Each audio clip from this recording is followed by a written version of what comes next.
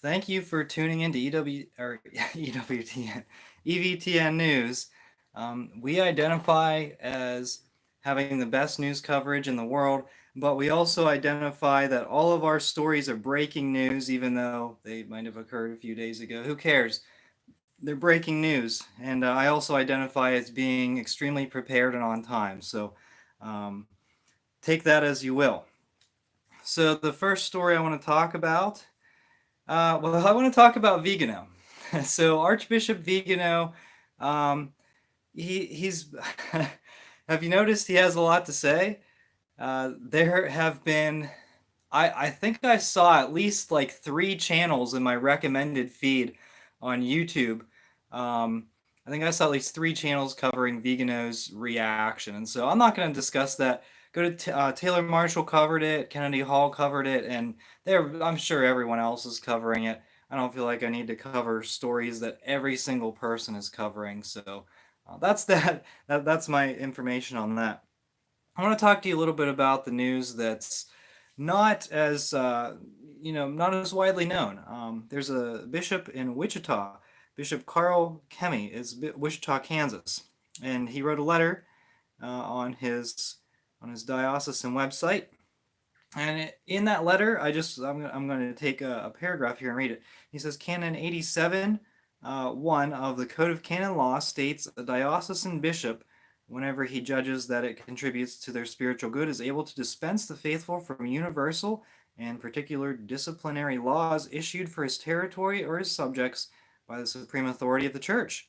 Given that at present there are no other suitable locations readily available for Mass in the extraordinary form, I therefore grant a dispensation from Traditionis Custodes Article 3, Section 2, which prohibits the use of parochial churches for the use of Mass in the extraordinary form. So here's a bishop in Wichita, Kansas, he said, every church that has a Latin Mass, I grant them permission to continue to say the Latin Mass. And I also find this law basically it doesn't apply to our diocese, and so he's just going to continue. Um, Good on him. And I think a lot of bishops are saying, okay, I'm just going to take Canon 87 and I'm going to apply that to my diocese in terms of the Latin Mass, and we'll just allow Latin Masses to continue, and everyone's just going to move on. And that's good. But as you'll see later in this program, that's not going to be the case in every single diocese or every single bishop. In fact, there are a few corrupt bishops that I have to report on. But we're going to move to the University of Notre Dame. Now, in addition to requiring the jab for all students, they are having an inclusivity initiative. Yeah, the University of Notre Dame, they've ditched their Catholic faith well before I was born. And even I think it was even before Vatican II when they announced their intention to ditch the Catholic faith. But because they're considered Catholic, I like to talk about them from time to time. And so I'm just going to read a little bit of this inclusivity initiative. And it was from the Notre Dame, I think it was their student newspaper. I don't know, but he said the university has rebranded their annual Welcome Week committee as the St. Andre Committee, built upon the pillars of allyship and inclusion. What about the Catholic faith? Well, one student told the Rover, I recognize the effort of the administration to invoke the Catholic identity of the school through the name of the committee, but unfortunately, from my perspective, that is as far as the committee goes to advocate for the Catholic mission. At the evening of training they had us attend a few weeks ago, I can't recall one time when the word Catholic was said without a negative connotation. Besides speaking on St. Andre, the majority of the time spent considering Catholicism was when dealing with how to make others not feel uncomfortable by the Catholic identity of Notre Dame. The student continued, the only real goals that were laid out for us were to be inclusive, have inclusive thoughts, use inclusive language, and to be an ally towards others. Not only are these highly subjective words, but they also offer no real insight on how to welcome others to campus. On a slide which displayed the rainbow flag, the presentation defined ally as a person within a given community who sits on the side of a social power or privilege and works to create a space for genuine voices of those who don't have privilege to come through. Okay, done with that one. You can tell Notre Dame's not Catholic, but I always like to take the opportunity to, you know, criticize Notre Dame whenever I see fit, and that's pretty much, whenever I hear stories like this. It's sad, but it does highlight that there are students at Notre Dame who are Catholic, and they believe in the Catholic faith, and they want the university to promote the Catholic faith, which unfortunately it seems like it does not do a very good job of from the top down. But hopefully they have a good Latin Mass community there. I don't know. It seems like this student though is disappointed attending Notre Dame because it calls itself a Catholic school, but it's not. All right, Boston Auxiliary Bishop Mark O'Connell. He said in a July 25th statement that he believed the Eucharistic document of the USCCB would lead to greater polarization. And I think these Biden bishops by now, they know that they're a significant minority. Now, this was an interview in the National Catholic Register. Um, these Biden bishops are making excuses for why they support Biden, and it's pathetic. You know, they need to resign. I don't have anything else to say about that. Okay, Monsignor Li Hui is the new coadjutor bishop of Pingliang, Gansu in China. The consecration ceremony was held today, well, not today, but a few days ago in the cathedral of the local diocese. It was presided over by Monsignor Ma Yinglin, a bishop of Kunming, the president. Oh wait, and the president of the Chinese Bishops' Conference and vice president of the Chinese Patriotic Catholic Association. And so we have another Chinese patriotic bishop. What does that mean? It means it's another Chinese Communist Party bishop. The Vatican sold out to the Chinese. And here's something that I saw, I think it was on Twitter. It was the suggestion of this Chinese patriotic church, the Vatican Chinese deal that we've talked about it a lot. And, I can't talk about it enough because it's one of the things that really kind of woke me up and said, wow, this is horribly corrupt. There's corruption at the highest levels of the church. And someone pointed out that with, the Monsignor and all these priests, just even in the Vatican, using these apps to meet up with men, um, it might have been a possibility that China, in some way, was blackmailing the Vatican with all this data that they had, and now the pillars obtained it. Now this, I don't know that the Vatican would have been so naive as to say, oh, well, only the Chinese government has this information. It's certainly a possibility. Is it a fact? No, absolutely not. We don't even know if the Chinese government is bribing the Vatican um, to have this ridiculous agreement where the Chinese government appoints their own bishops, their own Catholic bishops. So it's just speculation, but they but it's still, I mean, I think it's pretty credible. I think it's interesting to consider that anyone who has this kind of information, this grinder information of the priests meeting up with men, uh, on in some cases on a daily basis, as was the case with the USCCB Monsignor, um, there's a lot of potential for blackmail, and so take that as you will. And it could have been used in a number of different ways. It could have been used. It could have been part of the London property deal, the shady one with Cardinal Becciu, or even stuff we don't know about yet. Any of the financial corruptions going on in the Vatican, it has yet to be exposed. All right, Bishop McElroy. Uh, there's never anything good to be said about him, and in this case, it's no different. So let's take a look. He eliminated 2/3 of Latin masses in his diocese. Uh, let's see. All right. he told Latin masses at St. Mary and St. Margaret to cease. We are given this parishioner says we are given some time 1 month to find another location, but it cannot be a Catholic church. It is being suggested that we go to Guadalupe Hall. So he's basically kicking them out of the churches. That's horrible. I mean, it's not unexpected for someone as horrible as McElroy, but it's still pathetic, and he absolutely needs to resign. Now, remember, McElroy, he was someone who he supported women deacons, which is heresy. So, what does that say about McElroy? Anyway, moving on.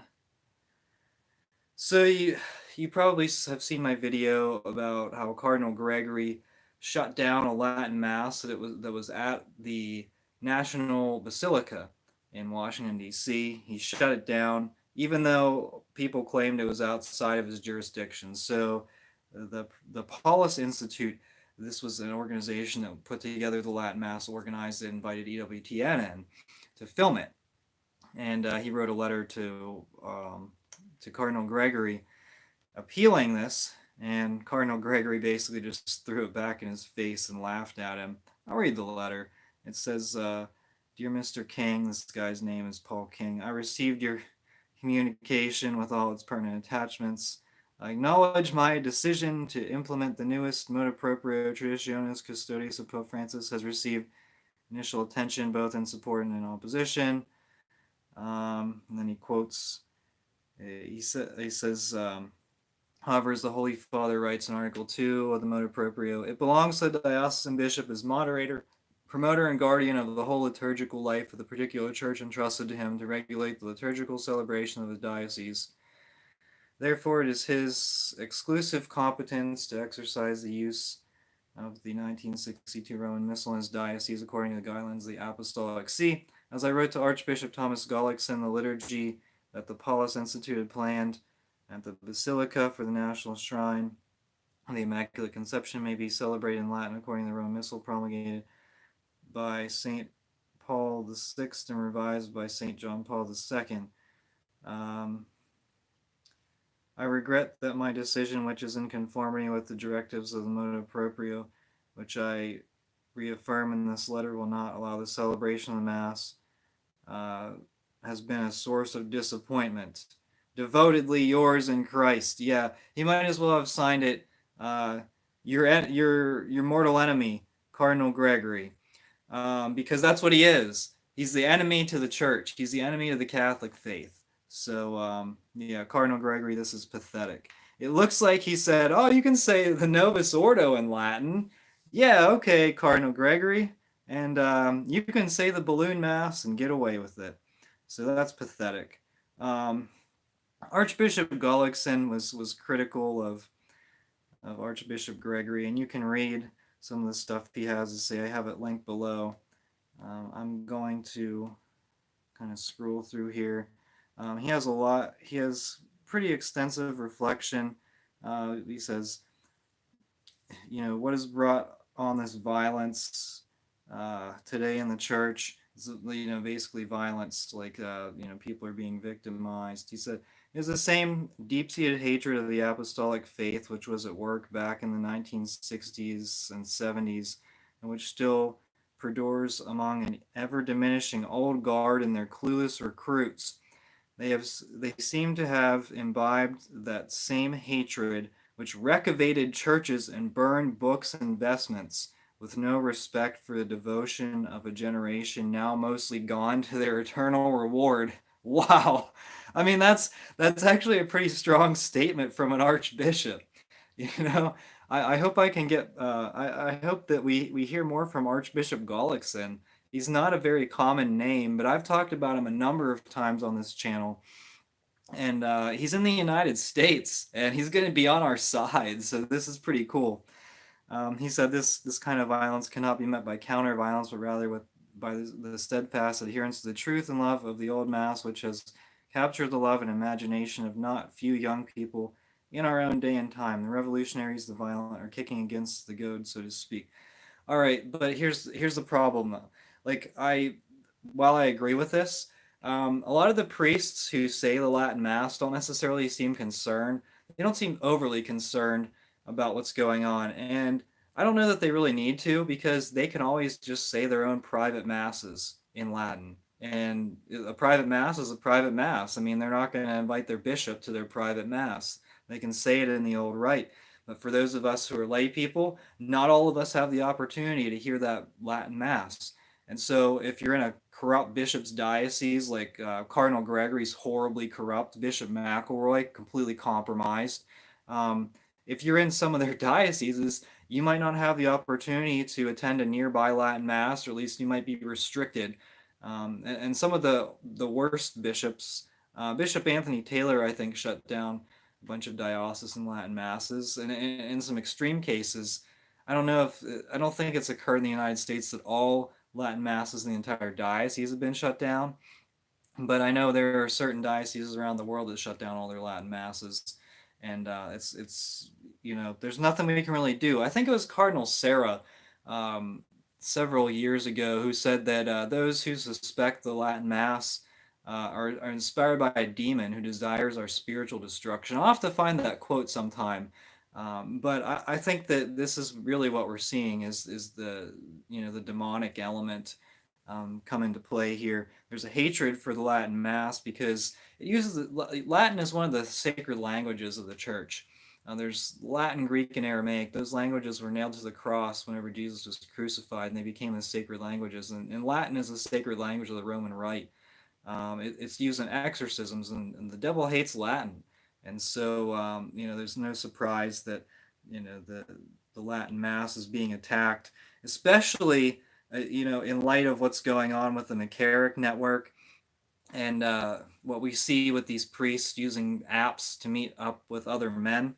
Uh, it's pretty crazy. All right, so we're going to move across the ocean to Ireland. Irish Catholic bishops, they grow a spine. So some of them do. It's I've been critical of the Irish bishops. A lot of people have strongly criticized the Irish bishops, and rightfully so. But I'm going to give them credit where credit is due. I think it looks like there were four bishops who they said let's move forward with first communions and confirmations, even though the government advised them to delay their ceremonies. The bishops of Elphin, Clogher, Waterford, and Lismore. Uh, these bishops have moved forward with the sacraments, and it's great. I do appreciate things like this. Um, we need to we need to reject these unjust laws. That's really what it comes down to in our Catholic faith, and we haven't had a ton of laws where we could say, okay, those are horribly unjust. Like there's a lot of abortion, and we protest that. Um, Many of us protest that in various ways, which is great. We'll pray our rosaries against a lot of these injustices that are taking place in our country. But we haven't really had a lot of pressure on our church until just recently from any kind of government level. And various state governments in the United States have attempted to shut down churches around the country, around in their state. And we can't, like, we have to reject this. It was nice to see pushback from the Minnesota bishops. That was nice. And now we're seeing some pushback from the Irish bishops. And I think anytime any bishop pushes back against unjust government regulations, we need to give them a pat on the back. Let them know, hey, we support this action that you're doing. We don't have to say we support everything you're doing. I mean, because in most cases we don't, but in this situation, this is great. It's nice to see Irish bishops stand up and say, hey, we're not good for anything. If you're going to tell us to stay locked down in our houses for the rest of our lives, we're not good for anything because we're bishops. We're supposed to lead our faithful to heaven. Ultimately, we're supposed to preach the Catholic faith. And you can't preach the Catholic faith by denying people sacraments of goodwill. Um, in certain situations, yeah, you deny people communion if they're obstinately in error, in serious error, in opposition to church teaching. But the faithful that come to Sunday Mass every Sunday, or that want to come to Mass, you shouldn't deny them the sacraments. These people, they need that, they're trying their best to live out their Catholic faith to get to heaven. And yeah, so these bishops, good job to these bishops. And with that, I have all my links in the description. These are interesting stories to me. I mean, I like to share these stories with everyone else, let you know what's going on in the Catholic world. And I get a lot of these stories from Canon 212, Frank Walker. I see some of these things on Twitter. It's just really things that come to my mind that are, that are I'm able to discover and say, hey, this story might not be so popular, and I just want to let people know. So with EVTN news, that's my goal. I just collecting all the news stories, and I'm not really trying to bring a lot of negativity into the church or into your lives even, because I think that too much negativity can pretty much be excessive. It can really bring you down, and that's why I try to come up with some of these positive stories, like the Bishop of Wichita. He's doing a good thing for his diocese. I like to share these positive stories. There's a lot of negative stories, and we need to highlight those as well. But that's the goal on EWTN. It's to identify as the best news channel. It's for me to identify as fully jabbed.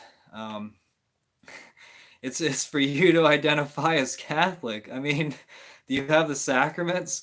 It's funny. No one wants to identify as Catholic. Very few people want to identify as Catholic. Even if they're not baptized, very few people want to identify as Catholic. But that's baptism of desire, right? After all, there is a reasonable hope that all are saved. Not really. Sorry, Bishop Barron. And by the way, Bishop Barron's been a little bit quiet on Pope Francis's recent motu proprio. What do you think about that? You think he'll be named a cardinal? He's just an auxiliary bishop. When's he going to get his own diocese? When's he going to, have access to the full financial control of a diocese and use it to spread his word on fire? Vatican II spirit of Vatican II through word on fire. I don't know, but that's just an interesting thought. All right, well, thank you for watching the best news channel on the internet. Thank you for watching the best news program on the internet. And this is even better than your local news. Well, I mean, yeah, but it's even better than any news program. The statistics, we identify as having the best statistics, the highest ratings, even though you can probably take a look at the views and who knows, but you know what? We identify as having the best ratings on EVTN News. So thank you so much for watching. We are the laity, and we will not be silent.